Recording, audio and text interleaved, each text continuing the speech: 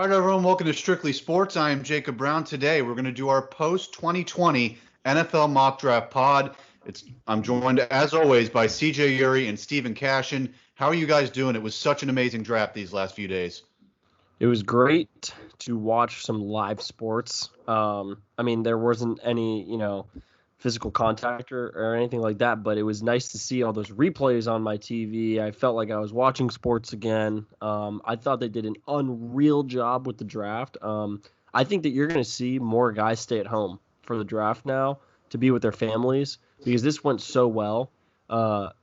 Walking across the stage and being able to shake hands with Roger Goodell is amazing and all, but when you get to actually have your whole family at home and have a party afterward and you're not all separated, I think a lot of guys are going to opt for that. But I think the NFL did an unbelievable job. This went so well, and I'm so glad that they got to do it on time. Yeah, that was the most fun I had watching, TV in the last, month or so. I actually got a glimpse of, sports coming back. It wasn't, live, but you're seeing highlights of guys and in-season clips. It was fun, and they really did a great job, like you said. I mean, it was run really smooth, more like better than I had anticipated. So, really looking forward to getting this season going. And this draft was one of the best in the last few years. It was so deep. I mean, I think more than a handful of teams got great picks, and it's going to be fun to dive into these the pickups that these teams got, and we'll get rolling here. Yeah, I mean, like you said, there was a lot of teams with a lot of good picks. This year I had a solid 14 teams and there could be more. I may have even forgotten some of my own ranking. I listed 14 teams that had amazing drafts. Like you guys mentioned, I mean, it was amazing they got this draft done. They even warned right when the draft started, hey, we might have some technical difficulties here. We might not have the best of experiences here. But I watched for 3 days, and there were barely any technological problems, and it was really incredible that they were able to pull that off. So I want to start this podcast by congratulating 4 FAU players. They all end up with NFL teams, starting with tight end Harrison Bryant, going in the 4th round to the Cleveland Browns. Congratulations to him. He won the Mackey Award in 2019. Tackle Brandon Walton goes as a free agent to the Buffalo Bills. Congratulations to him. Rashad Smith as a free agent to the Bears. And cornerback James Pierre gets drafted by the Pittsburgh Steelers. What are your guys' thoughts on 4 FAU players ending up with NFL teams? I think it's amazing for the school. I was a little disappointed to see Harrison Bryant slip so far. There were a lot of tight ends. There were a few tight ends there that I sat there and I was like, Harrison Bryant is better than these guys. Like, I thought that Harrison Bryant would be all over Green Bay Packers, New England Patriots. I thought Bill Belichick would have been all over that. But in all honesty, I think Harrison Bryant landed in a good spot. David Njoku, I don't think will be at Brown for much longer. Harrison Bryant and Austin Hooper are going to be lining up with each other because Stefanski likes to do a lot of double tight end sets out in Cleveland. So I think Harrison Bryant's going to have a really good opportunity to shine. Obviously, Baker Mayfield has to get him the ball, but Harrison Bryant is really good at finding those underneath spaces in between the linebacker and the safety and the linebackers and the D-line. So I think that, he's going to make really good partnership with Baker Mayfield over the next few years. And we all know Harrison Bryant from FAU is a guy who works his ass off, and I think he's going to go to Cleveland and really add some youth to that tight end room. Yeah, I mean, all the guys that came from FAU, it's a great look for the school, and it helps you with recruiting. I mean, you're seeing guys go to the NFL. I mean, what better way to get guys to come to your school and play for you and be like, listen, I'm getting guys year in, year out to where every football player's dream is to go play the NFL. But Harrison Bryant, pure talent, watching him from day one at FAU. I mean, that guy was, destined to be in the NFL. I mean, finds the right places to go. He works his ass off, like you said, CJ, and, has good hands, tough guy. And, it sucks to see him slip to the 4th round. Yeah, I saw, the guy that the Saints picked, Adam Trotman from Dayton. I was like, really? He's getting picked over Harrison Bryant, but, he still got picked. He found his home, and they really got a good one there. And, people are going to really see how good Harrison was at FAU, and they'll see it translate really well to the NFL, I believe. So, congratulations to him and all the other FAU guys that, got signed. Yeah, and we'll get into it later, but he's part of a loaded offense. two running backs, two tight ends, two receivers, Baker Mayfield, an upgraded O-line. We will definitely be talking about the Browns for part of this podcast. But let's get going here. How did this draft begin? Well, it began like everyone thought it would. Joe Burrow to the Bengals, number 1 overall, 76.3 completion percentage last year with 5,671 yards, 60 touchdowns, 6 picks with a 202 QBR and a 7.07 draft grade. We all know Joe Burrow. He was going to go number 1 overall. We didn't need to wait for it. He's going to the Bengals. Chase Young to the Redskins. He actually had the best grade out of all the players in the draft at a 7.37 grade. He had 16 and a half sacks at Ohio State last year. Then corner Jeff Okudah. The Lions did not end up trading that 3 pick. That 3 pick, and Okudah ends up going to the Lions. Had 3 picks, 28 tackles, and a 7.15 grade last year. So let's start all 3 of us reviewing from the 4 pick on, because we all basically knew who the first 3 picks would be. But at number 4 here, the Giants had the question, were they going to trade back? Were they going to go O-line? Or were they going to go Isaiah Simmons? And they went O-line, and I agree with it. The Giants needed to protect their assets. Daniel Jones and Saquon Barkley got injured last year. They absolutely needed a no-line. Completely agree with this pick for them. They get that left tackle to protect the blind side of Daniel Jones for the next decade. What are your guys' thoughts on Andrew Thomas to the Giants? I like Andrew Thomas to the Giants. It totally fits. When you're sitting there, I thought it was really between Derek Brown, Isaiah Simmons, and a left tackle. Now, I did not know which left tackle was going to be off the board first. I saw a lot of people who liked Jedrek Wills first. I saw a lot of people who liked Tristan Wirfs first, and I saw a lot of people who liked Andrew Thomas first. Now, if you remember, Jacob, back in fall when we were doing some, early draft previews at the end of our shows at FAU Owl Radio, Andrew Thomas was projected 4th to the Giants a long time ago. So it's crazy that ended up panning out, because for the last few months they have not been penciled in to take Andrew Thomas. It's been Isaiah Simmons, Derek Brown. I've seen a Jeff Okudah here and there if he fell. So I like it. Daniel Jones needs to be protected. This guy has all the makings of a top 10 left tackle in the league that you're going to end up having to pay, and that's a good thing. And Saquon Barkley is going to have a really good friend in Andrew Thomas. So it's good for them. It's good for that offense. Yeah, for sure. I mean, it's a need that they for sure addressed, and he's got good length and a really big guy on the line there. I mean, he's going to help Saquon. He's going to help protection with Daniel Jones. I mean, so it's going to be a fun project for them to get him bolstering that line. But it was between him and Jedrek Wills. I mean, from Alabama, but. They made the right pick. The top 4 offensive tackles were basically the same. It was just pick your poison, who's going to be your guy. But they really did a nice job there, and it was a pretty clear pick that they had to take there. So just real quick, for the New York Giants, and I know Jacob, you're obviously a diehard Giants fan, and for any Giants fans listening right now, you got probably the best left tackle in the draft, and then you follow that up with safety. Probably the best safety in the draft. So when you're adding those two, that's a damn good draft. So they've addressed both sides of the ball. I think the Giants had a good day.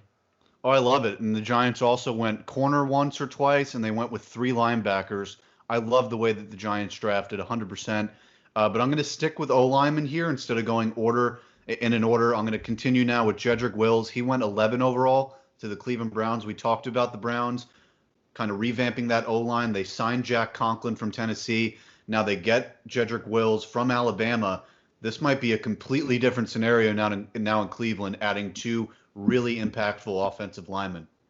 Yeah, I think Jedrek Wills has the biggest ceiling out of those first 3 or 4 linemen. And I know a lot of people say that about Mekhi Becton from Louisville because he's moved so fast. But I think Jedrek Wills has the highest ceiling to come out of the gates and be legit, like really, really good. And I already know Baker Mayfield called him up and was like, "You're here for the long haul. Let's go, buddy."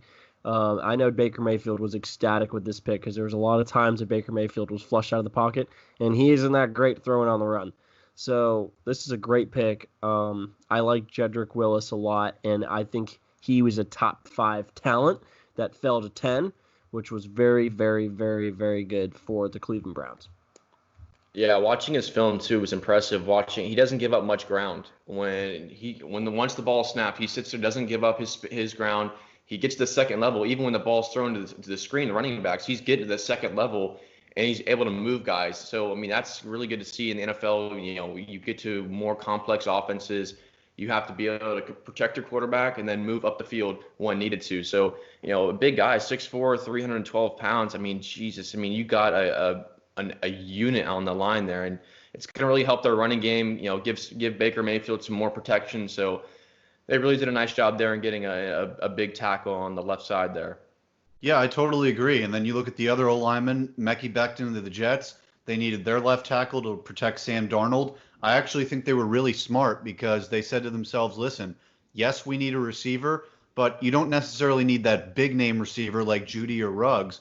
They waited a few more rounds. They got Denzel Mims from Baylor with Mekhi Becton. I really love that from the Jets, showing patience, waiting for that receiver, and getting one of the top 4 O-linemen in Mekhi Becton. And then the Tampa Bay Buccaneers went 14 overall, getting Tristan Wirfs to protect Tom Brady over there at left tackle. So I really like these teams. These were kind of the 4 teams that you looked at and you were like, these are definitely the 4, maybe Arizona 2 and Jacksonville, but these were the 4 that really needed a left tackle. Yeah, I mean, speaking for myself, I mean, it's Tom Brady coming to Tampa. You need protection, and you look at the Jets too. Sam Darnold. All these teams needed protection on the line there. You're not going to win this league if you can't give your quarterback time and space to throw the football and literally be able to maneuver around that offense. So I think these teams did a great job in finding their guys, and like I said, all 4 offensive tackles were pretty much the same guy, the same build. You know, Becton was the biggest guy out of the 4, 6'7", 360 pounds. But you know, you look at every team that picked their guy, and they all did a great job in addressing their needs to protect their quarterback, and that's essential in these teams' success going down the road. I think the Tampa Bay Buccaneers, it's not really a steal, but at the position that they had, I think that this is like you can't ask for much more. Tristan Wirfs, I've thought could have easily been first or second O lineman off the board. The fact that he was able to fall to 14 and the Bucs only had to move up a spot, right? They traded up 1 pick. Yeah. Yep. So, wow. I mean, Tampa Bay Buccaneers have got, after each day, I feel like they move 1 peg up the ladder as to favorites to win the NFC. And I mean, it really is going to all ride on Tom Brady's shoulders, but I think that he's going to be very youthful this year, and I think that they're doing their best to preserve his final youthful moments of his career, and that started with getting his weapon, Rob Gronkowski, back, and in the same week they go out and they get a starting tackle in Tristan Wirfs. So, what can you do? And a starting running back with Vaughn from Vanderbilt. So, to mix him in now with their other running back. So I definitely love what the Bucs are doing. But let's go back now to before at the number 6 overall pick with the Miami Dolphins and Tua Tagovailoa. Well, this is what they should have done the whole time. We had been saying for months now, CJ, on this show, they needed to go Tua or it was a failure of a season. You don't tank for something like Justin Herbert or a lower level quarterback like that. Not saying anything wrongful to Justin Herbert. He's a great quarterback, but Tua is really the next level and has that way higher ceiling. This was huge by the Miami Dolphins, and it really kickstarted an incredible draft, and it continued a really great offseason for the Miami Dolphins. Absolutely. So I had been saying for a very long time exactly what you just echoed. You don't tank for Justin Herbert. You don't tank for Jordan Love at 18. You don't do these things. And the best part is I'm really not prepared for a era of Miami Dolphins football where they actually know what they're doing. I know that I'm in good hands with the Miami Dolphins front office because they literally laid out the best smoke screens that I have ever seen in professional sports with the draft.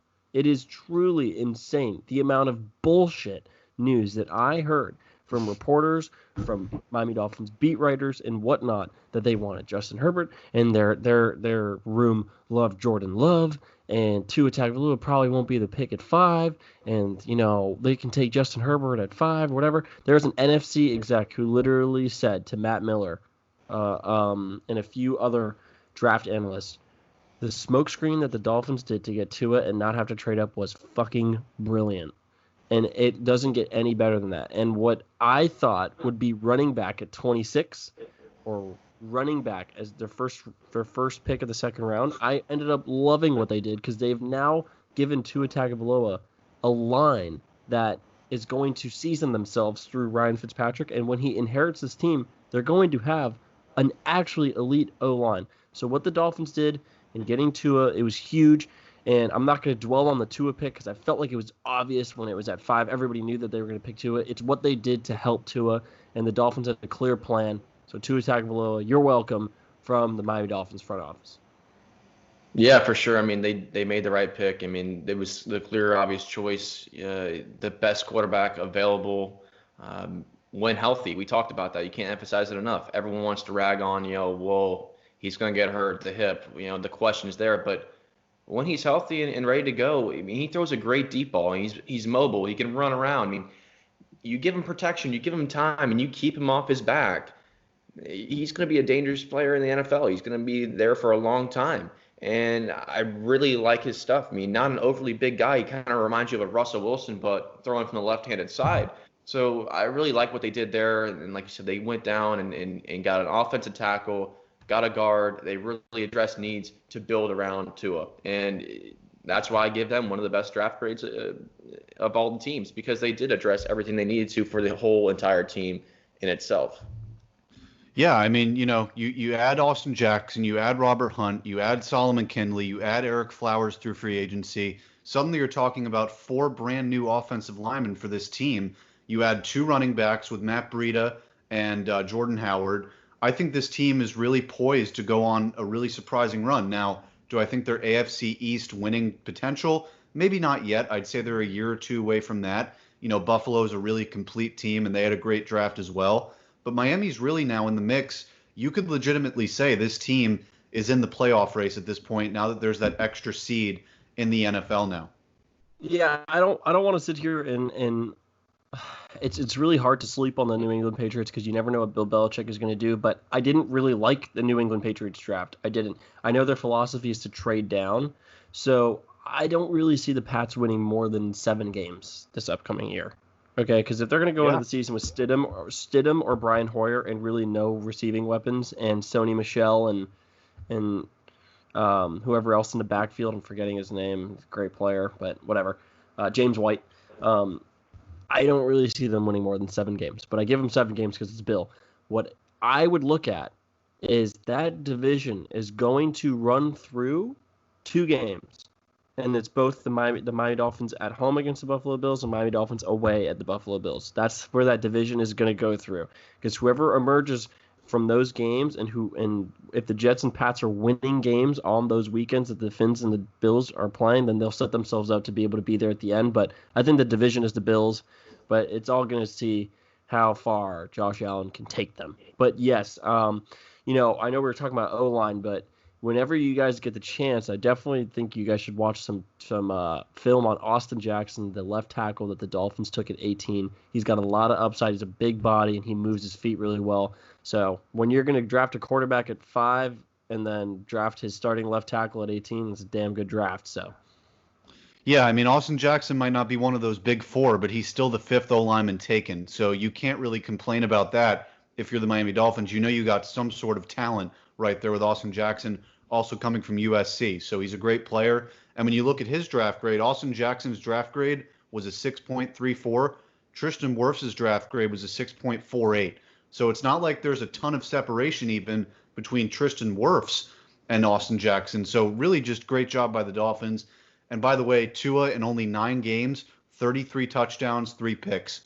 Incredible stats with Alabama. Now we move on to the number 6 overall pick, and the Los Angeles Chargers. They got their guy from Oregon, Justin Herbert. He had 3,471 yards with 32 touchdowns, 6 picks, and a 66.8 completion percentage at Oregon. The knocks around this guy, maybe sometimes he's not able to be totally accurate like those other 2 quarterbacks are. Sometimes he's thrown interceptions. Even though he only threw 6, he threw them at pretty intense times. So this is a guy at Oregon. He played in the Pac-12 against some really good defenses. I think he has nice arm talent, and I think he's a guy, you put him in the right system with the right coach and the right weapons, he can work. That's where I think he is right now with LA. You give him Keenan Allen, you give him Mike Williams, you give him Austin Eckler. They have an offensive line, they have a tight end, and they obviously have a great defense with Bosa and Derwin James. This is the perfect situation for Justin Herbert, especially because he doesn't even have to start this year. He gets to sit behind Tyrod Taylor and learn there with Anthony Lynn sitting on the sidelines for a year before he even gets to start. I love this pick by the Los Angeles Chargers at 6. Yeah, I think this is what it needed to be for Justin Herbert. I think Justin Herbert going to a still rebuilding Miami Dolphins would have been a little bit too much to chew and handle for him. I think that he goes to a playoff-ready team. I think Justin Herbert will be starting at some point in the season, but if it's going well for Tyrod Taylor and they're like 5-3 or 6-4, they're going to obviously ride Tyrod Taylor into the playoffs if they can. I think the Chargers are a playoff team this upcoming year. They've got too much talent to waste, and they've added a playoff spot anyway to the NFL. So I like where Justin Herbert landed, and he's going to get the Patrick Mahomes treatment that Pat Mahomes got in Kansas City when he got drafted. Sit a year.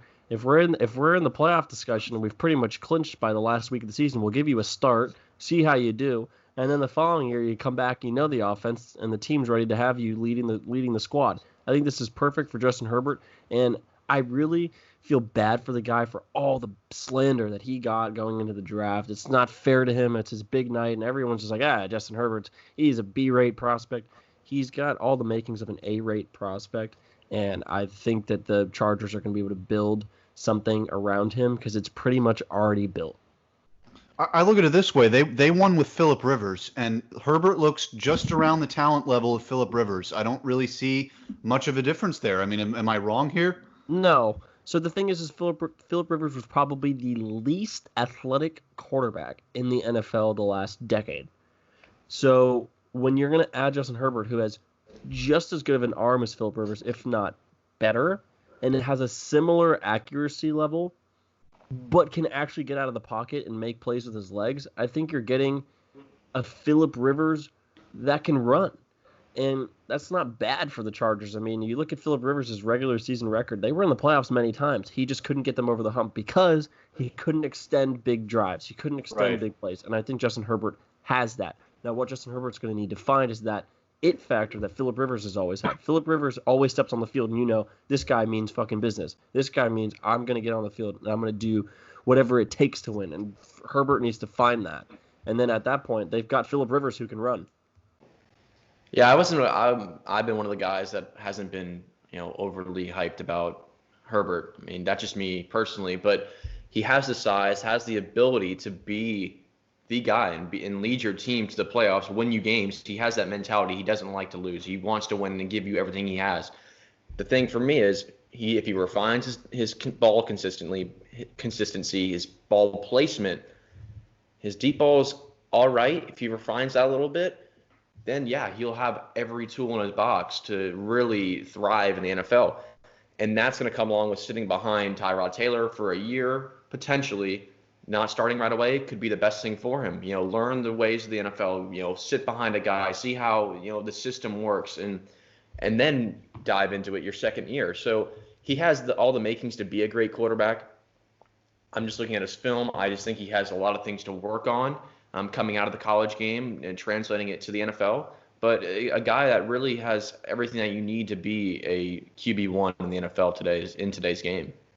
Absolutely. And now you look at the other quarterbacks that were taken. Jordan Love to the Packers at 26. I find this really interesting. What's going on with Aaron Rodgers here? I mean, we're all thinking Aaron Rodgers is the guy in Green Bay, and now they're going out and getting Jordan Love. I certainly think that's questionable. Then Jalen Hurts, same situation over in Philadelphia, goes 53 to a team that already has a quarterback. The main difference, though, with Philly, Carson Wentz is young. He's in his 20s, and they're already getting Jalen Hurts because they might be worried about the body of Carson Wentz. And then another quarterback taken, Jacob Easton to the Colts. Perfect situation. I called Jacob Easton to the Colts weeks ago. I don't know if I did it publicly, but I will say I did call Jacob Easton to the Colts to somebody in a conversation somewhere. But I love Easton to the Colts. He gets to sit. on the sidelines with Jacoby Brissett, and he gets to watch Phillip Rivers on the field for a full year in Indianapolis. They loaded him up with weapons with Michael Pittman and Jonathan Taylor. I love the Colts draft number 1, and I love Jacob Easton going there. What are your guys' thoughts on those 4 quarterbacks? I thought what Green Bay did was really stupid. And it all starts with, why in the hell did they need to move up? At 26, the Miami Dolphins weren't going to take Jordan Love. And then 27, 28, 29, that was like the Titans, the Ravens, and I don't even know who else. None of those guys were taking a quarterback. And the thing is there were a few wide receivers on the board that could line up on the opposite side of the field where Devontae Adams is. Why the hell would you not draft T. Higgins there and then move up in the second round and take Jordan Love?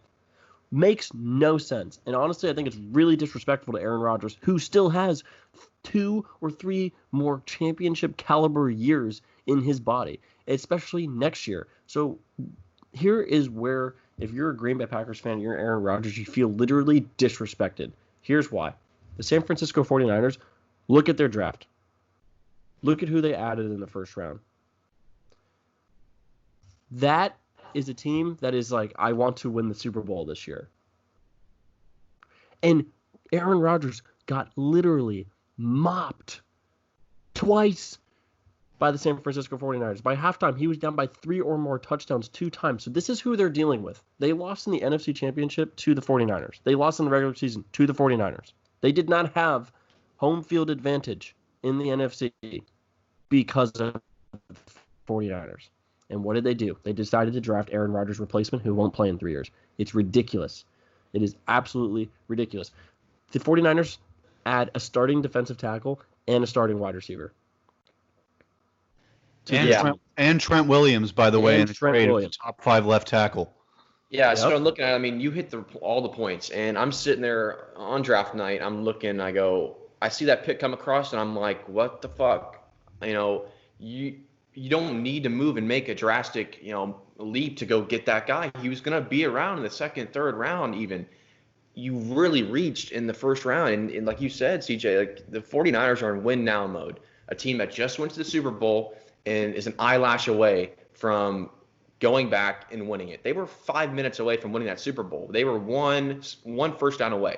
And they go out and get a defensive tackle in Javon Kinlaw. I think, he's a great talent on the edge, can really bolster that defensive line. If you're Aaron Rodgers, you're pissed because he wants to be in win now mode. There's only so much time left for him in the league in his prime and be able to win with that team. And you really didn't do anything to go help him try to go win games this season. I mean, you look at teams that really went out and got weapons, and there were so many guys on the board there that could have really helped him on offense. And you're disappointed if you're a Packers fan because you got him no help. And you, like I said, CJ, they got destroyed in that playoff matchup. They were just overwhelmed on the offensive side, that the 49ers were just running through them, and the Packers couldn't get anything going on that defensive side. So, I look at it, they really reached there, and you're really disappointed if you're a Packers fan. Yeah, and then, you go down the list here with the other quarterbacks that you were talking about. I kind of understand Jalen Hurts, the Eagles. I don't understand it that high, but I understand it because the difference between Aaron Rodgers and Jordan Love and Jalen Hurts and Carson Wentz, those two situations, is Aaron Rodgers and Jordan Love made absolutely no sense because Aaron Rodgers is healthy and needed a wide receiver, and they were a few pieces away from actually being able to go the distance against the 49ers.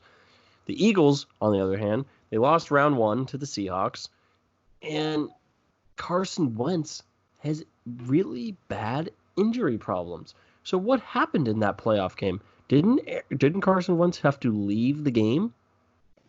Yep. Was he not hurt? So what they're saying is, okay, round 2, I'm going to go get a guy that has that it factor because Jalen Hurts does. I think that Jalen Hurts is one of those quarterbacks that has the it factor. And if Carson Wentz goes down in a crucial game, I know I'm going to put in a guy that's going to go out there and ball out for us. He's going to move the chains. He's going to keep us in the game. And it makes sense when you think about it. Now, a lot of Eagles fans are like, well, why wouldn't you get a piece to help Carson Wentz? Why wouldn't you get an O-lineman that's right there? Well, they did. Good O-lineman available. Or why not get a wide receiver? Look, they got a wide receiver in round 1. They got Jalen Reagor, who's damn good. Now, at this point, if Carson Wentz goes down, you have a guy that's ready to ball out. This makes sense. And this is really this is the front office of the Eagles saying, look, Carson, you are our starter and we're going to invest in you in the rest of these rounds. But right now, I need a guy that's going to be behind you that if you go out of a game because of a freak concussion injury or just a bad accident on a play, I need a guy that's going to come in who has a really durable body because Jalen Hurts does. And it's going to be able to carry the torch while you're out and in the locker room. And it makes sense. Yeah, and they also signed a few other guys too. They signed wide receiver. They actually traded for Marquise Goodwin on the 49ers. So they got even another piece there on that wide receiver. So now let's move on, and I'll do a little rapid fire here with the 7, 8, 9 picks. Derek Brown goes number 7 overall from Auburn. He goes to the Carolina Panthers. He had 4 sacks last year at 11.5 tackles for a loss, 32 solo tackles, 22 assists. He had a 7.11 draft grade. Very impressive. He's actually at a better draft grade than Isaiah Simmons. This is a guy, he's going to be the anchor of this Panthers defense. They needed to start. They lost, we'll get into that later. They lost a ton of people on that defense. They need to start revamping it. Derek Brown's the first step at that. I had the privilege of watching Derek Brown live. I went up to Gainesville for the UF Auburn game.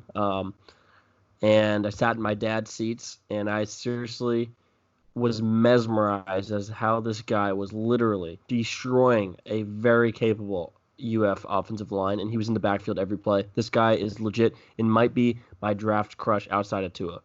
Oh, yeah. I was surprised in the moment that they didn't pick Isaiah Simmons, but then when really looking into it and diving in, Derek Brown's definitely the better pick. But if you're Arizona, you got to be really happy right now that you got Isaiah Simmons at number 8.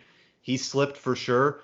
You know, some people had them drafting Tristan Wirfs. They were like, no, we're going to get Isaiah Simmons, beef up this defense. Everyone knew that they needed to beef that up. He had 8 sacks with Clemson last year, 16.5 tackles for loss, 67 solo tackles, and a 7.03 draft grade. Phenomenal. But then what really made this pick phenomenal, because you could say all you want, you know, Isaiah Simmons is a great pick, but they desperately needed O-line. Well, they also got that too, and they got Josh Jones, who arguably he might have even been better than Austin Jackson, who the Dolphins picked after Tristan Wirfs. So you're getting potentially a top 5 O tackle in this draft too, if you're Arizona. I love it. And then you look at the number 9 pick to Jacksonville, cornerback C.J. Henderson from UF. Last year had 1 sack, 26 solo tackles, had a 6.72 draft rating. I love those 3 picks, 3 defensive guys, 3 picks in a row, all of them basically for the same purpose, to be that anchor of the defense, to be that star on the defense for all 3 of those teams as they look to rebuild here for the future. Now we move on to the receivers, though. Number 12 to Bama, number 12 from Bama goes to the Las Vegas Raiders, Henry Ruggs. Jerry Jeudy goes to the Denver Broncos at number 15. And then at number 17, an absolute steal, CeeDee Lamb goes to the Dallas Cowboys. So let's talk about these 3 receivers, and I'll start just comparing Ruggs and Jeudy here. I love this. You look at the AFC and receivers now, the AFC West, Keenan Allen, Henry Ruggs, Jerry Jeudy, Keenan Allen, all in that AFC West. And Tyreek Hill as well, all in that AFC West. Those are 4 really amazing receivers. But I love Ruggs for the Raiders. You pair him with Tyrell Williams, Darren Waller at tight end, Josh Jacobs at running back. Suddenly you're looking at Derek Carr and you're like, hey, we've given you the weapons. We've loaded you up on defense. Ruggs seems like that next big piece. Same thing with Jerry Jeudy. The Denver Broncos are now saying, yo, we got you that receiver. Not only Jerry Jeudy, but we also drafted another receiver for you with KJ Hamler. So they're saying we got you O-line in Denver. They're loading up Drew Lock over there. And then you look at the Dallas Cowboys pairing CeeDee Lamb with Amari Cooper. That might be one of the best receiver combos in the NFL potentially, with Dak getting 2 big weapons there. So what are your guys' thoughts on those 3 receivers going first round in the draft? I like the pick for the Cowboys. I mean, CeeDee Lamb, I mean, to be on the board there for the Cowboys, I mean, you definitely got a steal there, because I thought he was going to be picked either by the Raiders or, you know, along with, you know, whoever was the other wide receiver drafted? With the Raiders? Jerry Jeudy was with the Broncos. So I think the Raiders reached a little bit with the Ruggs pick. I was I kind of looked at it sideways. I was like, well, I would have gone with Jeudy, in my opinion. I think he's just he's a bigger guy, has size. You can't go wrong with any of the picks in that regard. You address the need to get weapons on the outside. This league is built on offense, and you need guys that can make plays for you, and you can't go wrong there. I mean, even Henry Ruggs. I mean, he's last year 40 receptions, 750 yards, practically 8 touchdowns. You're getting a good talent out of Bama there, so I can't go wrong with the pick, but I just think you had a couple of guys that have proven a little bit more at the collegiate level, but still made a solid pick there at 12. Yeah, I think that the Raiders are just trying to buck the trend here and really do whatever they want. I didn't really agree with Henry Ruggs for their pick when you have Jerry Jeudy and CeeDee Lamb available. I think CeeDee Lamb was the pick for them. Henry Ruggs is great, and I think what the Raiders are doing is they're doing this, well, I want to kind of do what the Chiefs did, and I want some speedsters, and I want some outside-the-box thinking picks, and I just don't know if it's really going to work out for them. Henry Ruggs, fantastic player. He's a fantastic player. But the thing about CeeDee Lamb and Jerry Jeudy is they're the full package.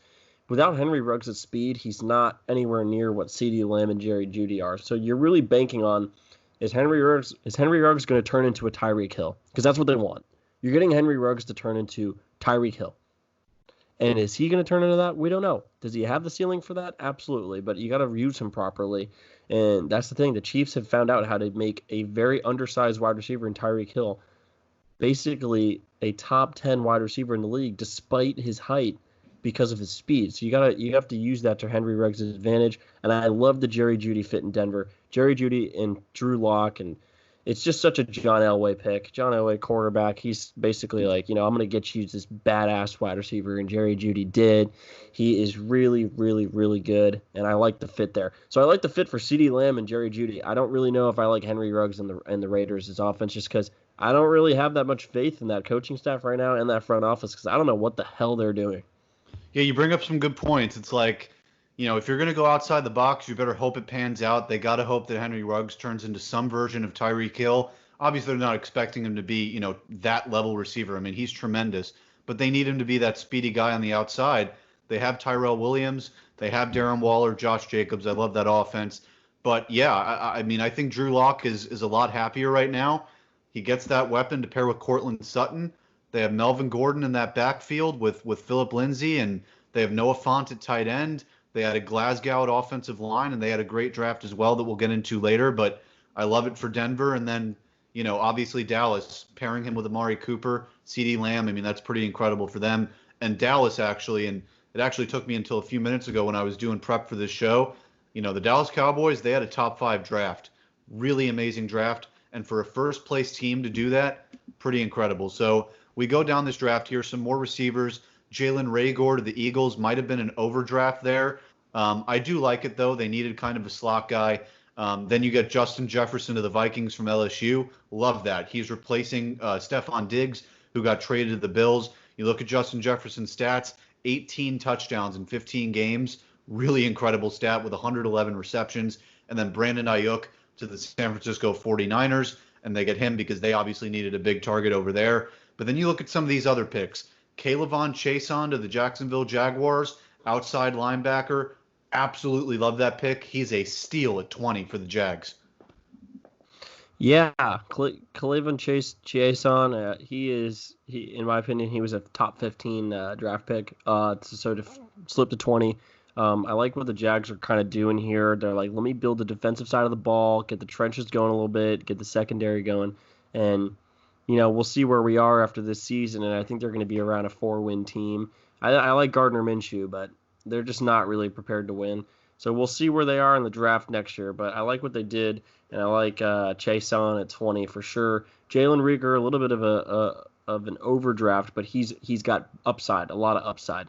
I really like Brandon Ayuk to the 49ers. 65 receptions for 1,100, almost 1,200 yards and 8 touchdowns. He's clearly got big playability, and he gets to stay on the West Coast and move really only a state away to San Francisco. I like Brandon Ayuk there, and I like the fact that Jimmy Garoppolo is going to have some weapons to throw to now. So George Kittle, Brandon Ayuk, those guys are going to be able to command the ball down the field, and George Kittle might not get doubled as much. And Deebo Samuel, too. Yeah, Deebo Samuel. So I think for me, a pick that isn't getting talked about that much right now, and I'm going to give you two picks here. Two picks that aren't getting talked about. One for positive reasons and one for negative. So Cesar Ruiz to the New Orleans Saints. This Love guy it. is going to be a starting center in the league for like the next 12, 15 years because that's just how fucking good he is. And now after that, a negative pick, Damon Arnett at 19. What in the hell are you doing, Oakland? He's not even on most boards a top 8 cornerback on experts' lists, and he barely played last year healthy. He had 27 tackles. That's it. No one was talking about this guy. Why the hell are you picking him at 19? Makes absolutely no sense. I think that the Raiders could have gone looking at Patrick Queen, a great pick by the Ravens. Kenneth Murray, linebacker, great pick by the Chargers. Why the hell Damon Arnett? Makes no sense. And this is what I'm saying about the Raiders. I didn't understand what the hell they were doing, but I do agree on your statement that Jalen Reagor was a little bit of a reach. I didn't really think about that, but yeah, I think he might be a reach at 21. Well, one thing I will say though about Raekwon, and I have a friend that's an Eagles fan. He sent me this article. Ben Patterson. He told me, he was like, listen, this guy had the second best vertical in the entire combine. So that's great to hear from a receiver. So he might not be on the level of everyone else. I mean, just look at his stats. 5 touchdowns, 611 yards at TCU. That's not even close to Justin Jefferson, Judy, any of those guys. But again, you look at that vertical, that's actually something I really like from a wide receiver. And as we keep moving down here, Jordan Brooks went to the Seahawks at 27, the inside linebacker. They didn't necessarily need a linebacker, but still a good pick nonetheless. Tennessee went O-line with Isaiah Wilson. And CJ, that's honestly what got me in second place in our draft competition. If I didn't have that pick at 29, I would have lost by a lot. That's a great pick. It's a snipe. Corner. That's a snipe. Oh, yeah, I love it. And then Noah, I'm going to butcher this name for sure. Igbino Hene? It's Igbenogany. There we go. CJ, you got to say that name for me till the end of time because it's never happening for me. He went 30 to the Fins. They didn't even need corner. I mean, they had Byron Jones and Xavier Howard, and they still doubled down on it. Absolutely love it. Jeff Gladney, TCU corner, goes to the Vikings. They lost Xavier Rhodes, and they added two corners. I love it. And then here's the pick that everyone loved at 32 to end the draft, the first round here. Clyde Edwards-Helaire to the Chiefs. Maybe not as good as DeAndre Swift and J.K. Dobbins. I probably would have picked those two ahead of him. But Clyde Edwards-Helaire to the Chiefs, holy shit, is that offense amazing for the Chiefs. Yeah, Clyde they really went out. Clyde Edwards-Helaire is a little bit of a he's got like a bulldog type body, but he's insanely fast, and I think he's more durable than DeAndre Swift and J.K. Dobbins. So I actually liked where he fell. And I like the fact that a running back went in the first round. I think the running backs get such a bad rap in this freaking league. I mean, come on.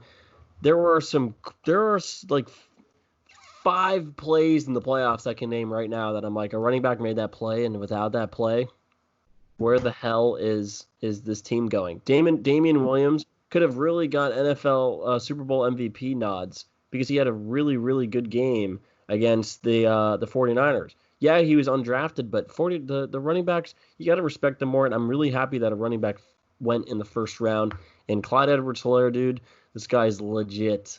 He's really tough to tackle, and he's going to be unreal. So 1,400 rushing yards and an additional 453 receiving yards, creating 17 touchdowns on his own is insane. Yeah, and with Damian Williams being a free agent in 21 here coming up, that's a great pick looking for, the future, and even adding an asset into your roster now. He's a guy watching film, looking at his highlights at LSU.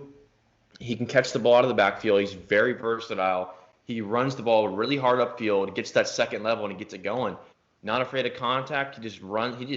He doesn't really give a shit. I mean, he just goes. He'll do whatever it takes to get on that and start right away. He's a guy can interchange. Be a third down back potentially. Like I said, with that offense that likes to run and gun and throw the ball down the field, and with all his weapons Mahomes has, that adds another play to their arsenal, and letting him out on the side and in the screens and let him go up the field. So I like the pick, and they got a good one there. Yeah, you mentioned it. He's a really good pass catcher. He had the most receiving yards of any of the big running backs. He had more than Dobbins, more than Swift, more than Jonathan Taylor. So really impressive there. Some more receivers here. So T. Higgins went to the Cincinnati Bengals. Really love that pick. You look at Cincinnati, you say, do they really need receiver? I mean, they have AJ Green coming back. They have Joe Ross, Tyler Boyd. They needed someone that they knew could stay healthy. T. Higgins from Clemson is the dude. 13 touchdowns last year. Clemson. The Michael Pittman Jr. from USC, 1,275 yards with 11 touchdowns going to the Colts. I said it earlier. I love that pick. I love the draft and the offseason from the Colts. DeAndre Swift goes to the Detroit Lions in an absolute shocker. This completely changes my entire opinion of the Lions. You look at those two running backs now, Kerryon Johnson and DeAndre Swift. You have receiver with Marvin Jones and Kenny Golladay. You have Hawkinson at tight end, and then you have a top 10 quarterback with Matthew Stafford. Absolutely love what the Lions have been doing. Then you have safety Xavier McKinney going to the New York Giants. And then after that, it's just a bunch of picks. After that, it's kind of a crapshoot. There's really obviously talented players. Jonathan Taylor, I should mention as well, going to the Indianapolis Colts. But I kind of wanted to just sum up the big name players right here at the end of the first round, early second. What are your guys' thoughts on some of the names that I just mentioned? So I liked T. Higgins at 33. He's a first-round talent, and you get him at 33 in the second round. So you're pairing Joe Burrow, T. Higgins up. That's great. I thought Yetur Gross-Matos going to the Carolina Panthers was a little bit of a surprise here because I thought he was a first-round talent. Not only did I think he was a first-round talent, I thought he was a top 20 talent. So the fact that they got him at 38, he's a starter. I think he's going to come in and compete his ass off and be a really good starter, if not a high-volume rotation player for the Carolina Panthers. Robert Hunt to the Dolphins, I think, is a really good pick just because he's unbelievably huge. And not only his ceiling isn't even a guard, he could be a starting right tackle in the NFL. And if he doesn't work out at right tackle, you have a freaking Pro Bowl caliber guard. And then Grant Delpit going to the Browns, I think, is a great pick. And then my last thing that I want to comment on for the early second, late first here is Laviska Shenault Jr. going to the Jacksonville Jaguars. He is explosive, and he's a big play waiting to happen. So I think that's a great pick to give Gardner Minshew something. Because if they're trying to win this year, which I don't think they are, you're going to need some wide receiver help, and they got it. Yeah, one pick that stands out to me is Jonathan Taylor for the Colts. Some people didn't like the pick, right away. I think they did a great job. They really built that offense. I mean, you look at Michael Pittman Jr. too, a guy who I think needs to work on his speed a little bit. Watching his film, he looks like more of a tight end kind of build. He's big, but the quickness I don't think was there. I mean, he's a guy who can really go up and get the ball. But in the NFL, you gotta create some separation there. I think that's where if he struggles a little bit, but they addressed the wide receiver position, got Jonathan Taylor, and he's a dog. I had a chance to watch him at USF here in Tampa, and he was a man amongst boys. I mean, he literally, when he gets downfield, he just north to south, boom, and he's going. But I think some people didn't like the pick because they already have Marlon Mack right there. But I mean, I think you had one of the best running backs on the board there, and you took advantage of it, and you got him, and it bolsters your backfield. Yeah, and listen, I mean, a lot of people want to criticize the Colts, but listen, if you actually look at their roster, first of all, it's one of the best in the league. Second of all, what do they really need? They didn't really need anything. They needed corner. They already did that. They signed Xavier Rhodes. They needed safety. They drafted Julian Blackmon after Jonathan Taylor, who got an A grade from CBS Sports out of Utah.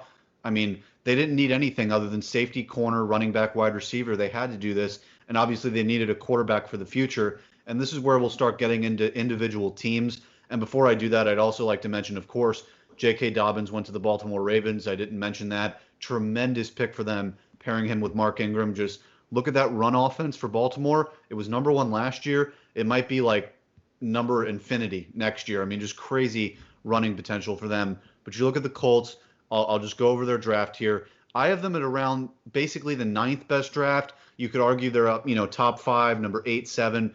So many close drafts, but you get Pittman, you get Jonathan Taylor to pair with Marlon Mack, you get your safety with Julian Blackmon, you get your quarterback for the future with Jacob Easton. He can sit and be mentored by Rivers and Brissett. You get another O-lineman. Their O-lineman was not even something that they needed. They already had that, but they get another one with an A- grade in the 5th round with offensive lineman Danny Pinter from Ball State.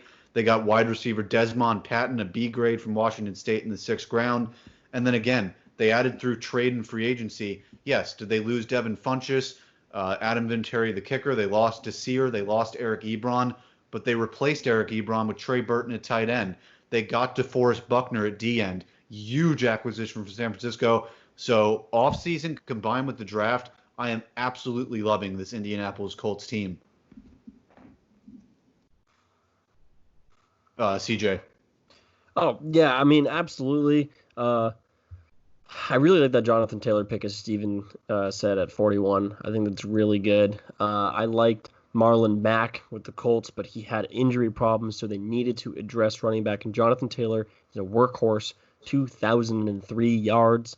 Can't go wrong with that. He's going to be an instant starter for the Colts. He's going to overtake Marlon Mack. I think that's great. But I do agree. I like what the Colts are doing. Whether or not Phillip Rivers is going to mold Jacob Eason, we don't necessarily know. But Phillip Rivers and that Colts team, I think Phillip Rivers gets them that extra win or two to get them in the playoffs, because last year they were missing that extra win or two. And Phillip Rivers is worth that extra win or two. And they're adding through the draft and free agency. So I like the Colts to be a 9-7, 10-6 team this year and get into the playoffs as a lower seed. Yeah, then you added some pieces too on defense. You got Julian Blackmon from Utah, and I like him back there and bolstering that defense too. I mean, they were a team they're not far off from being a playoff team, like you said.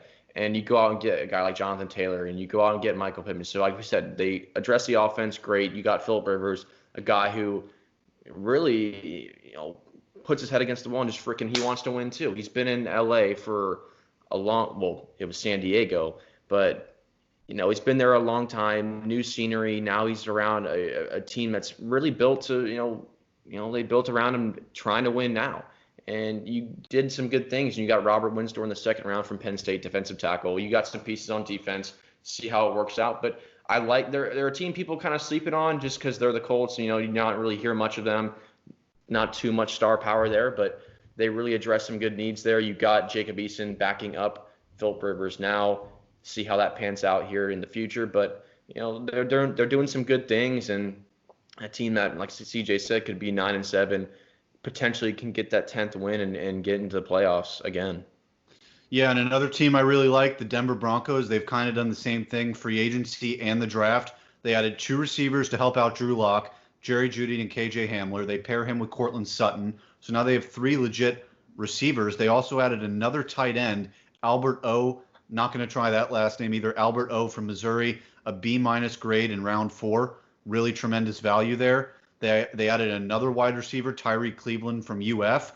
So they're really focusing on that offense. And then you look at their offseason. They acquired A.J. Bouye from the Jags. They acquired D-man Jarrell Casey from Tennessee. They signed the offensive lineman Glasgow from Detroit to a huge 4-year deal. They signed running back Melvin Gordon, who was a top 10 back when he was healthy and starting with the Chargers.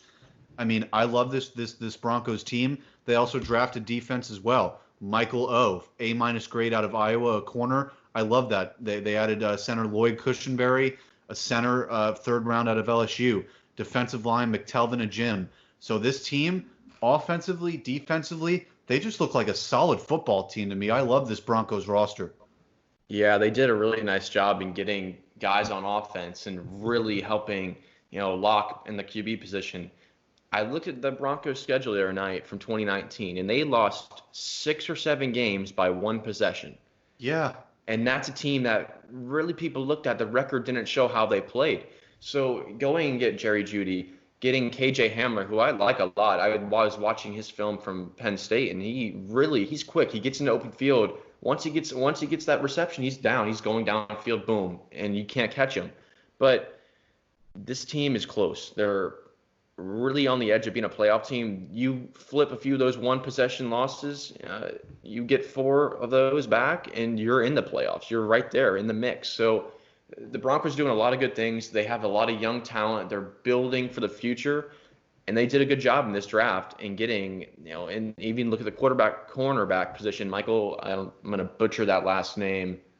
Ojimida, is that it? Yeah, Oja Media. I'm assuming that's what it is. Yeah, so I mean, they addressed a lot of good positions there in the draft. Young team, they're learning along the way, and they'll be in the mix coming this next year and down the future in the road Yeah. here. Yeah, I look at it this way: 2 tight ends, 2 running backs, 3 receivers, great O-line. You're good at QB. You have the pass rush with Von Miller and Bradley Chubb. You have secondary now with AJ Bouye and adding Michael Ojemedia in the draft. What's not to like with this Broncos team, CJ? Not much. I mean, there's only really positives that they've done. I love the fact that Melvin Gordon is a Bronco now. Goes across the division there. It's picked up by a rival. I think he's got a lot to prove, especially with last year with all the drama. So he's going to come out the gates firing. I really like this Broncos team, but it really does rest on the shoulders of Drew Lock, which I think Drew Lock showed a lot of potential last year. But we will see. Having said that, I like their O-line. I love their D-line. I love their linebackers. I like their secondary. And I love their running back stable. So, where does that leave the Broncos? At quarterback. So, let's see what he does. But I like the Broncos to be competitive in every single game. And when you're competitive in every single game, you're going to be there for wild card discussion at the end of the year. I don't think that they're going to be a lock for the playoffs. Absolutely not, because they have to play the Chiefs twice. When you play the Chiefs twice, this could be 2 losses off the bat. So I like the Broncos to be at the 9-7 in a wild card discussion for sure. 8-8, 9-7 is what I would have them right now. Yeah, and then you also have Vegas and LA in your same division that are going to be really competitive. You look at this division, whoever finishes 4th in there, that's the best last place team in the league, I would say, whoever finishes last in that AFC West. And now I'm looking at some other rankings of mine. I have kind of my rankings of my top drafts. I have either Minnesota or Baltimore with the best draft. You look at Minnesota, they replaced Stephon Diggs with Justin Jefferson. They replaced Xavier Rhodes with 2 corners, Jeff Gladney and Cameron Dantzler. They get an O-lineman with Ezra Cleveland, who could have very well went in the first round. They got a linebacker at pick 132, an A grade with Troy Dye.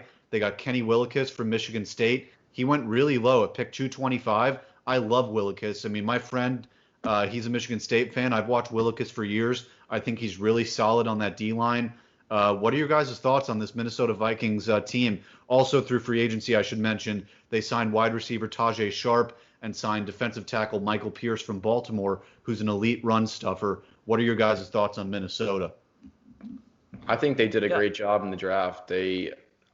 On my list, I have them and Baltimore as my 1-2 punch there for the best drafts. But Minnesota took the cake because, I mean, they got their wide out to replace Stephon Diggs. And you got corners to replace Xavier Rhodes, Trey Waynes, Mackenzie Alexander.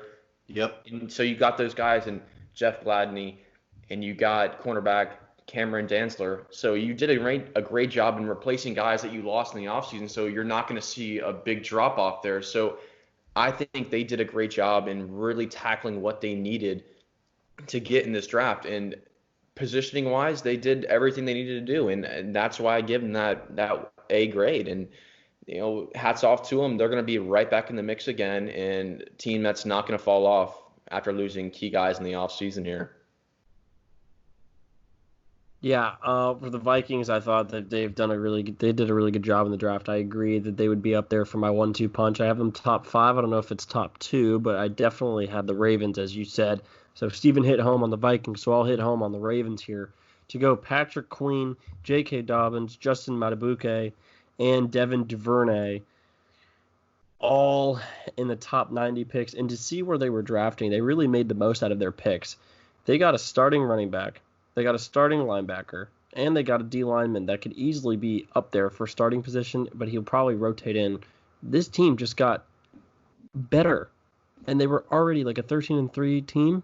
12-4, 14-2, whatever they were. That is insane. That is absolutely insane. I thought the Baltimore Ravens had an unbelievable draft, and both the Vikings and the Ravens had a great draft. But for a Super Bowl contender to go into the draft like the 49ers and the Ravens, who I believe at this very moment might be my Super Bowl matchup for next year. Obviously, way too early, but it's insane how both these teams got so much better, and that just shows the front office knows what the hell they're doing. Do I like the Chiefs in the Super Bowl next year? Yeah, everybody does. But I don't really like the Chiefs' defense, and they added a running back. So we'll see. But for the Baltimore Ravens, as Steve said, who are up there for his 1-2 punch, the Baltimore Ravens got better. And they also got, and to add to that real quick, too, they also got Tyree Phillips, too, from Mississippi State, offensive tackle, 6'5", 330 pounds. He's a massive guy on the line there. You're going to potentially give Lamar Jackson some more help, give him some more time. He's quick enough to get out of the pocket. We saw that, his ability to get downfield and run and do incredible things. But give him some more time in the pocket. We saw that against Tennessee. You kind of went up against a juggernaut in Derrick Henry, and just tore every team up that he faced. But giving Lamar Jackson more time in the pocket potentially, and it could be a scary thing, giving him another year of experience and giving him some more help and time. This Ravens team, they're going to be back again, and I think they're going to be even stronger than last season. It's going to be a sight to see this coming year, and they are, I think, in most people's projections, in this going to be back AFC Championship. Well, not back, but they're going to get there, Super Bowl caliber team for sure. Yeah, we have to mention too, they added Calais Campbell. I mean, he's one of the best one of the best defensive players in football. Yonda did retire, so that's a loss for them. But they also signed defensive lineman Wolf and linebacker Jake Ryan from Green Bay. They traded away tight end Hayden Hurst. I love it, though. They got 2 guards. Lamar Jackson's a guy. He's going to need protection. Get as many O-linemen as you can. Even if you don't necessarily need it, get as many as you can. I love that they got 2 receivers. One of them a B+, at Devin Duvernay. One of them an A in the 6th round, James Prochet. I love that. You needed to get Lamar weapons, and they did. So I really love what the Ravens are doing here. And like you said, CJ, you get a starting linebacker, a starting running back to pair now with Mark Ingram, and then another D lineman. And like you say, Matabuke might not start because of how loaded they are in that front 7. That front 7 might be one of the best front 7s in the NFL. Love what the Ravens are doing. Now we look on to another team that's done pretty amazingly in the draft. And I hate to say it. I mean, I'm a Giants fan. It's kind of painful to say this. The Dallas Cowboys had an incredible draft. They got CeeDee Lamb, wide receiver. We already talked about that. But then they addressed literally everything that they needed in one draft. And by the way, Jerry Jones did this by himself on a yacht. Kudos. He did this all by himself. So Trevon Diggs, they added as a corner, a B+ rating by CBS Sports. I love it. They lost Byron Jones. They got 2 corners with Trevon Diggs and Reggie Robinson in the 4th round. They got defensive lineman Neville Gallimore, an A grade from Oklahoma. I love it. They got a center from Wisconsin, Tyler Biadasz. This is what the Cowboys do. They add O-line late in drafts with guys that are kind of just hiding in there. They get that with the Wisconsin center. They added D-end again with Bradley Anae, an A grade from Utah. Great draft for them. Then you look at their free agency. They re-signed Amari Cooper, 5 years, $100 million. They re-signed Connor Jarwin and Sean Lee. They franchise tagged Dak Prescott. They signed Gerald McCoy, Dontari Poe, Clinton Dix. So they're really adding some tools to this defense. And all they lost Cameron Fleming. They lost Travis Frederick to retirement. Byron Jones leaves. Randall Cobb, Robert Quinn leave. I kind of look at it, free agency and the draft, they kind of balanced out their adds and subtractions with how much they added on defense compared to with how much they lost. Absolutely love this Cowboys team. I think they're a lock for that NFC East. What are your thoughts, CJ? Yeah, I was just talking to a good friend of mine who's a big Dallas Cowboys fan. He really liked their draft, and he's very overcritical of the Dallas Cowboys. The first round speaks for itself. CeeDee Lamb should not have fallen to 17, but the fact that they got CeeDee Lamb, I do not think the Cowboys went into the first round saying, we're going to pick wide receiver. I don't think that that's what it was. It's just the fact that CeeDee Lamb fell to them at 17 was like, okay, we have to pick him now. Like, we can't not pick CeeDee Lamb there, which my Dolphins were right a pick away from CeeDee Lamb. And I think that at that point, even the Dolphins would have been like, well, we were going to take the best left tackle on the board here, but CeeDee Lamb is Pro Bowl wide receiver caliber. You got to take him. So the fact that the Cowboys compare Amari Cooper, CeeDee Lamb is huge. I like the rest of their draft. I think they addressed some needs, as you said. I think Jerry Jones had a good draft. It's once again, it's going to fall on Dak Prescott's shoulders. They did address the cornerback after Byron Jones left, as you said, which is good. But it's going to fall on Dak Prescott's shoulders again because they have the all-around roster. The talent is there. They have one of the most talented rosters in the league. So it comes down to the fact that can Dak Prescott get us to the promised land, yes or no? So, Dak, this is a year where you have to you got to look at yourself in the mirror and say, I got to put on a show here or else I'm not going to get paid what I feel like I'm valued at. Yeah. Yeah, for sure. I mean, looking at this Cowboys team, they have a lot of potential, and surprising to be an 8-8 team. You're 500 with the guys they have. You have Zeke Elliott in the backfield there. One of the best backs in the league. Gets into open field, can run guys over. He hits the hole hard. You got an upgrade in CeeDee Lamb, I think, from Randall Cobb too. You got a really a generational talent guy who's really quick and get in open space, get separation from these cornerbacks. So really, like I said, it falls on Prescott's shoulders. I mean, a guy who really wants to get paid the big dollars, but we haven't seen a whole lot from him. I mean, he has a good ball. He throws a good deep ball. He can get the ball to guys and get open, scramble, get upfield. But really, if you're a quarterback, you got to get your team. You can't be 500, and that's the mix they're in right now, year in and year out. And for them and him to make that jump and get that contract extension, he's got to do it and show that he can lead this team, to 10 wins a season with the guys they just got and upgraded with. So I'm with CJ on that in that regard, and I think you'll see a jump with the guys they got this year. They did address defensively and upgraded there in the cornerback position. And you got CeeDee Lamb too, so you really have a lot of weapons in this Cowboys team, and you'll see a jump in this season, I think. Yeah, some other teams I want to point out here. I'll do it pretty quickly. Arizona Cardinals, like we mentioned earlier, I love their draft.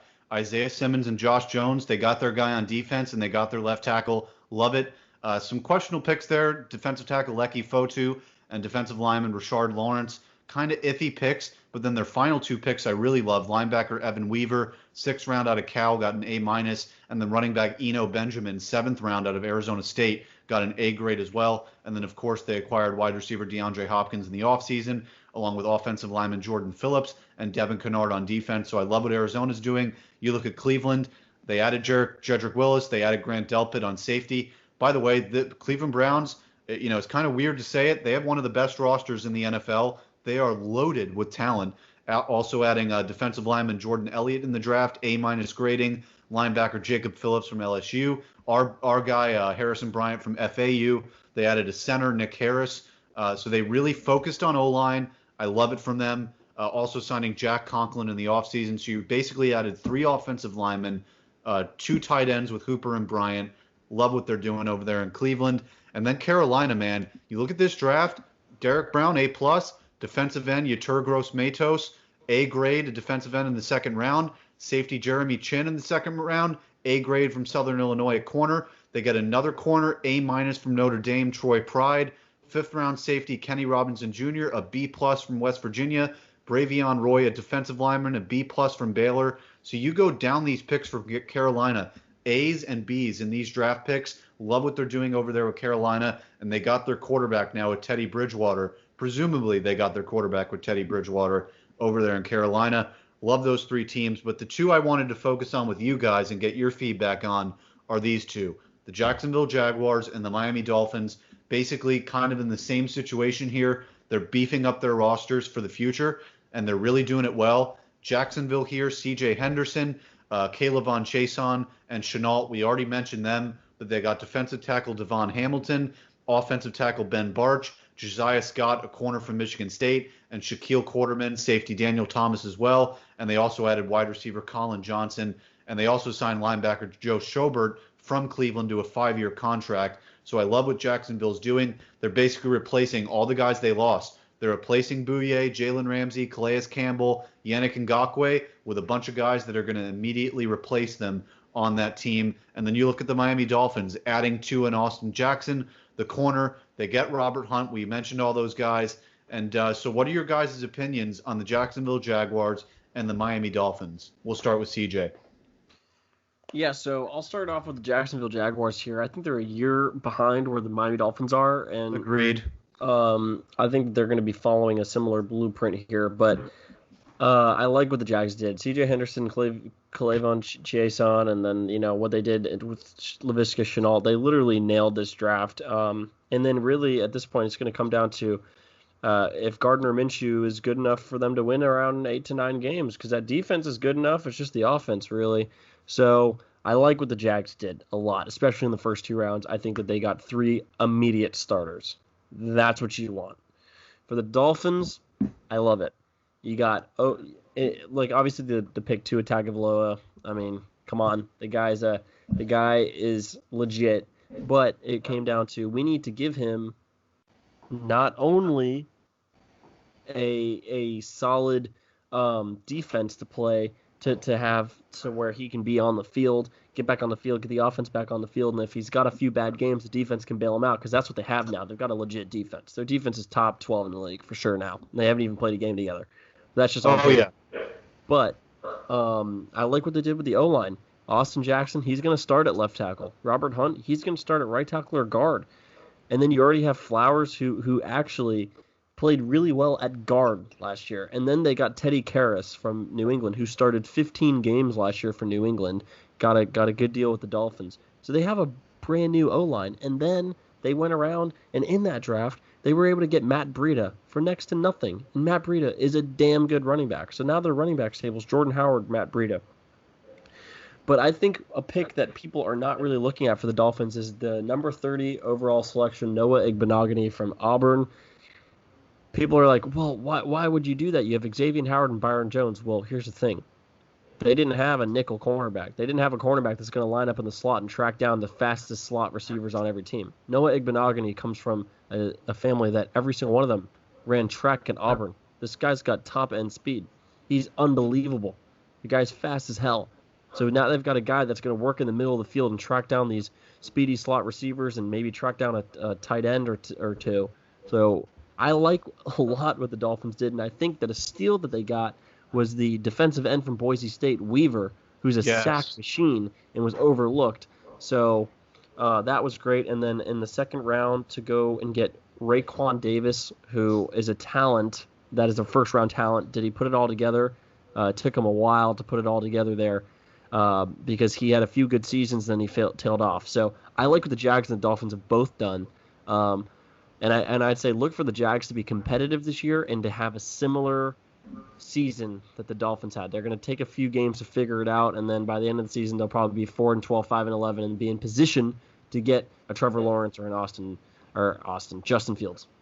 Yeah, that's where I think the Jags did so well here is that they've perfectly positioned this roster for one of those two QBs next year, and they're going to have a ton of picks next year too. They haven't even traded Yannick Ngakoue and Leonard Fournette yet. They're going to get tons of picks for those guys too. And, we mentioned it with the Dolphins too. Not only did they add on defense with this draft, but they got Shaq Lawson, Emmanuel Ogbah, and Byron Jones, and Kyle Van Noy in free agency. So this Finns team has gone from last year at this time, let's tank for Tua. We just traded all of our good players.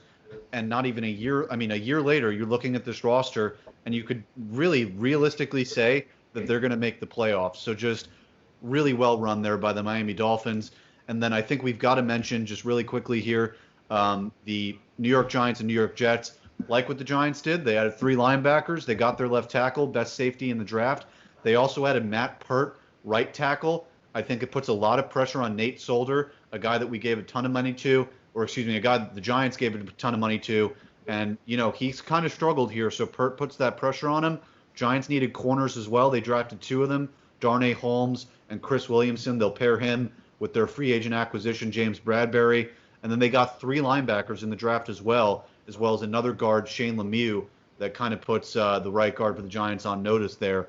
And then you look at the Jets, like I mentioned earlier, I really love what they did. They didn't get wide receiver at 11. They got O-line and then got their wide receiver with Denzel Mims later. And then we got to talk about the Bucs here, and we'll finish this pod by talking about the Tampa Bay Buccaneers. And I'll go to Steven first. Do you like their draft? They got left tackle. They got Wirfs that slipped to them. Then they got Vaughn at running back. They needed an RB. And then they even drafted safety ahead of running back. And this is something I've said they should do for years. They've needed a secondary for at least 5, 6, 7 years. They finally go safety with Winfield. And now, obviously, you could talk about this too with Brady and Gronk coming to Tampa. How do you view Tampa, Steven? Yeah, I mean, it's exciting. I being a Bucs fan my whole life, it's just like I haven't seen much there. We've been bad for a long time. Me and CJ are on the same boat with teams rebuilding, trying to win now. I mean, I think they really have sold out now. They really want the fans to get into it, and they went out and got Brady, a guy who's going to really change, I think, the culture with that team and really got young guys on the course. He's not coming here to lose. He wants to win and prove to people that he can still do it. But yeah, you look at the needs they've had in the past few years, addressing the safety and cornerback needs per se. And you passed up on I think a generational talent in Derwin James a couple drafts ago. I mean, you really missed there, and now I think you got a guy in Winfield Jr. who can play. He can play strong safety. He can play different sides back there in the secondary. You did a nice job in getting protection. You got Wirfs from Iowa. So you need Brady to have protection. If he's on his back, if he's running for his life, you're not going to see production from guys like Gronk and Evans and Godwin. So you really tackled the two things you needed most in the draft. Yeah, people wanted a really decent running back, a big name off the board, but I don't think that's really our issue right now. The issue is to get them in position to protect Brady and have him do his thing. But you did a nice job in getting Keyshawn Vaughn. I think he's a guy too that he can catch the ball in the backfield and really show off his speed in the second level there. But overall, I think they're in win now mode, and it's just been too long of losing season after losing season, 12 seasons without being in the playoffs. The GMs and the coaching staff want this team to take the next step and really propel themselves back into the playoffs finally. And one thing before you go, CJ, about Keyshawn Vaughn, when he was drafted, I was listening to what Mel Kiper Jr. was saying about him on ESPN, and he was like, listen, this is a guy 10 years from now, you're going to look at him and be like, damn, he had a pretty productive career. So, it might not really be that bad of a running back pick. What do you think about the Bucs, CJ? The Tampa Bay Buccaneers, as I said at the beginning of the show, I believe that they are every single week making another move to look at that Super Bowl. I think that the Bucs for the next 2 years are going to be top 5 Super Bowl favorites in the league because Tom Brady's got an unreal offense now, and now he's got a starting left tackle, starting right tackle, wherever the hell you want to put Tristan Wirfs. He's a starter. He's legit. He's got better everything than he had in New England. So besides coach, I think obviously Bill Belichick's superior coach to Bruce Arians, but I agree. I like Vaughn. Tristan Wirfs is great. They did some great things in the draft, and look, they're just getting better and better. They added Rob Gronkowski too. I mean, what else? What else do you want if you're a Bucs fan? I mean, geez, you probably just want the season to start tomorrow. So, I really like the Tampa Bay Buccaneers to, at the very least, be in the second round of the playoffs next year. I like that, you still have the Seahawks, 49ers, and the Packers, so it's not like the Bucs have no one else to beat. There's the NFC's loaded, especially the Saints too, but I like the Bucs to at the very least be in round 2 of the playoffs and set themselves up to be at a Super Bowl run. Yeah, I mean, speaking about the rest of the NFC, it's loaded. We're going to have to do more podcasts about the NFL because, we really wanted to dive into these divisions and what we think about all of the teams. So we're going to have to do that soon. We're going to have an NFL, NFC playoff, or maybe not a playoff prediction video, but just an overview of each conference of the NFC and the AFC, and those will come out soon. We're also going to get back to a bit more of a regular schedule here on Strictly Sports. We've been just trying to produce a bunch of bonus pods here as we've had this hiatus of sports. We've had these 30 for 30 baseball pods coming out. You're going to have the AL East and the AL playoff video coming out within the next 5 days, also with the Minnesota Twins being released tomorrow. After we're done with baseball, we're going to take a little bit of a break with that, and then maybe in a few weeks we'll start doing top 10 position rankings for baseball. But in the meantime, we're going to do NBA and NHL pods soon. We're going to have our FAU Athletics pod, and then like I mentioned, we're going to do our NFC and AFC videos. Then after that, we'll start going to a normal schedule, probably about 2 pods a week, and we'll get to that soon. But where can you listen to this podcast? Well, you can listen to it on a bunch of different platforms. You can listen to it on Apple Podcasts, Spotify, Google Podcasts, YouTube, Anchor, Breaker, Radio Public, CastBox. I'm probably forgetting a few, but you can see that all in the description below. And you can also follow us on Twitter at StrictSportsFAU. For Stephen Cashin and CJ Uri, I am Jacob Brown, and we'll see you next time. See ya.